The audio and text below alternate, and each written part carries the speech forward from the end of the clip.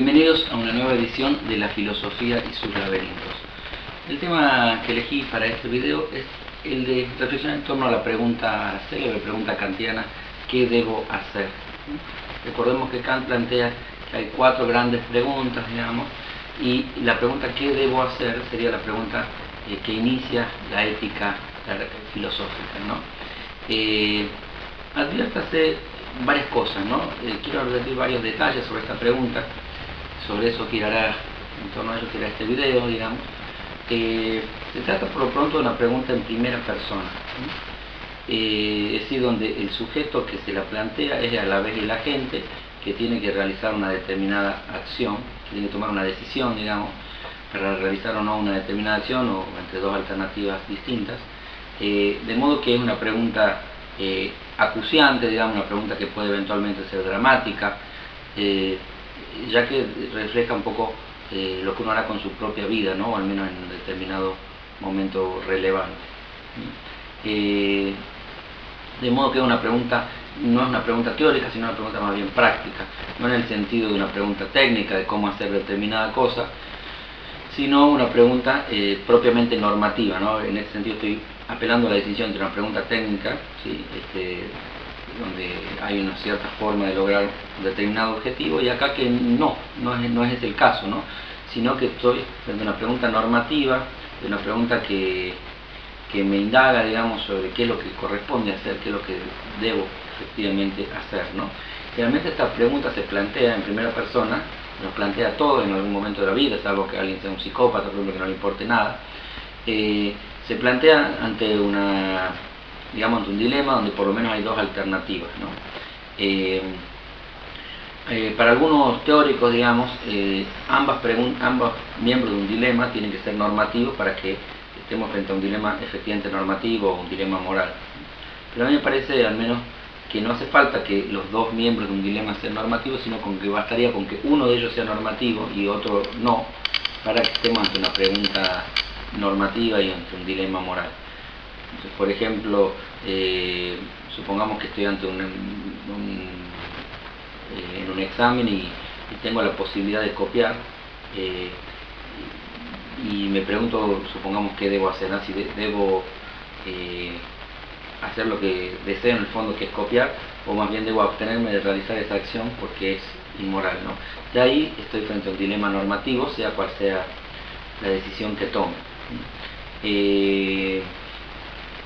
Por otro lado, también distingamos un dilema normativo, un dilema moral, frente a un dilema de cualquier otro tipo donde no hay nada normativo. Por ejemplo, tengo que decidir una salida y no sé si ir al cine o si ir al teatro, etcétera. Bueno, ese dilema, digamos, que también puede ser eventualmente angustiante en algún contexto, pero no es un dilema propiamente moral, ¿no? Un dilema donde justamente los dos miembros tienen que ver con el disfrute o el sacrificio de otro disfrute, supongamos, pero no con algo especialmente normativo, ¿no?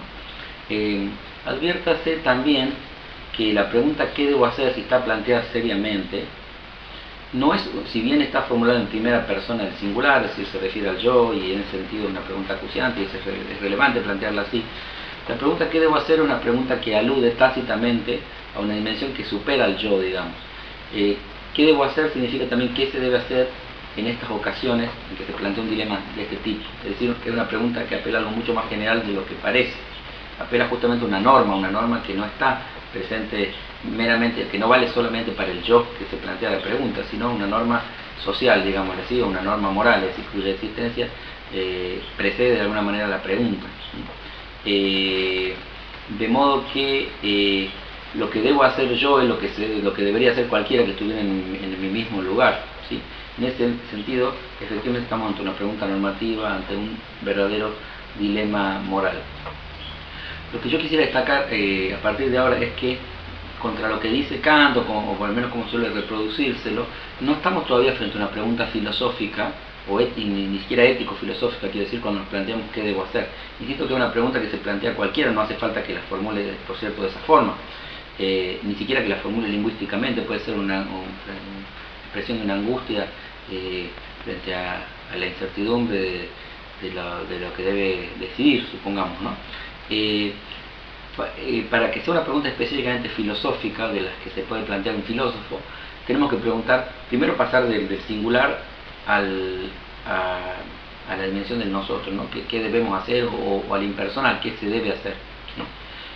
Mejor dicho, yo diría al impersonal, ¿no? ¿Qué se debe hacer? Y no solo, ahí no basta, ahí ya tenemos una pregunta que es más separable del yo, digamos, una pregunta más teórica, más general, y sin embargo tampoco es todavía una pregunta filosófica propiamente, sino que para que sea una pregunta filosófica hay que preguntar también por qué. ¿Sí? ¿Por qué se debe hacer lo que se debe hacer? No solamente qué se debe hacer, sino por qué. ¿Sí? Es decir, apelar a las razones que justifican seguir una determinada norma, supongamos, o justamente o exceptuarnos de seguir determinada norma. Es decir, y esas razones incluso tienen que ser no razones inmediatas, digamos, vinculadas a la motivación para la acción, sino razones últimas, ¿no? Razones que se vinculan con lo que suele llamarse fundamentos, ¿no? Así que la ética filosófica, estamos hablando en este caso de la ética normativa particularmente, no solo se pregunta qué se debe hacer y hace un listado de lo que se debe hacer, sino por qué, si hay un principio último que justifique esa toma de decisiones, o un conjunto de principios que justifique las normas que serían las correctas, digamos. De modo que, si bien podemos decir que la pregunta que debo hacer inicia la reflexión moral, lo que técnicamente se llama reflexión moral, que implica efectivamente un estado deliberativo, digamos, más allá de la decisión que se tome,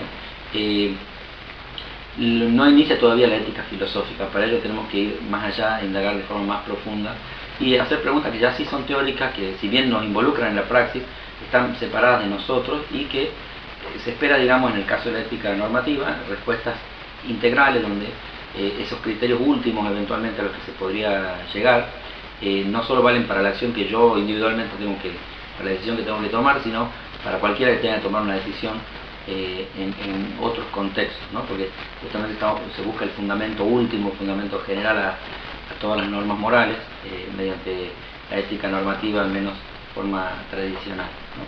De modo que en la pregunta que debo hacer está encerrada un montón de dimensiones interesantes, las recorremos brevemente. Entonces una pregunta en primera persona, existe una pregunta práctica y una pregunta que me involucra, pero a la vez apela a una terceridad, digamos, a una norma que existe independientemente de mí y que respondería a qué es lo correcto que haga yo, ¿no? Y esto surge habitualmente frente a un dilema moral y para que esta pregunta efectivamente sea filosófica, digamos, tenemos que preguntarnos qué se debe hacer y por qué se debe hacer lo que se debe hacer. Es decir, buscar fundamentos, lo encontremos o no, ya estamos ahí en esta pregunta, en una indagación propiamente filosófica.